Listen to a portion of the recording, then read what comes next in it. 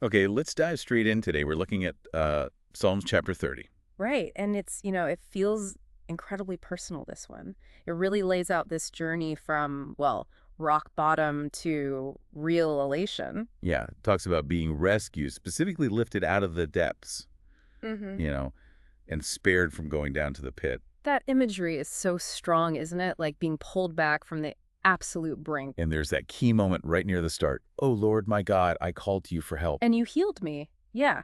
That connection is immediate. The calling out seems directly linked to the healing. It's not just expressing pain. It suggests the act of calling out was kind of the trigger for getting rescued. Exactly. It moves so fast from that crisis point to the deliverance. And the core of this whole chapter really is that massive shift. That transformation, yeah.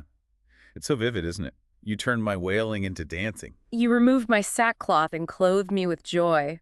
Sackcloth, that heavy symbol of grief, just gone, replaced with joy. It's stark. So that's really what we want to unpack in this deep dive, right? How does someone make that huge emotional leap? Yeah, from that real wailing and sackcloth place to, well, dancing and promising thanks forever. What makes that possible? What's interesting, too, is the honesty about how things were before the trouble hit.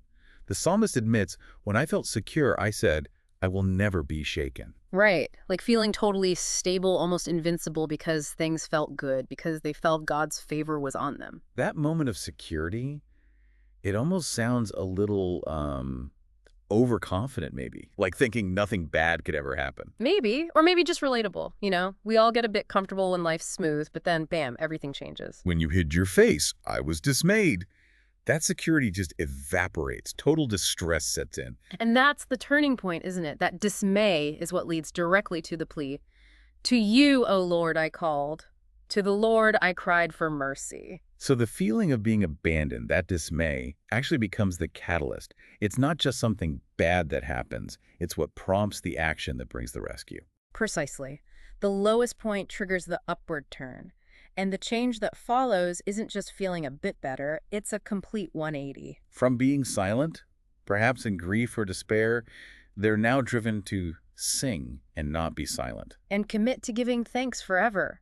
The whole experience seems to fundamentally change their perspective, their response to everything. And part of that new perspective seems to be about time and how suffering fits into it. They offer that really hopeful idea. Oh, yeah, the famous lines. His anger lasts only a moment, but his favor lasts a lifetime.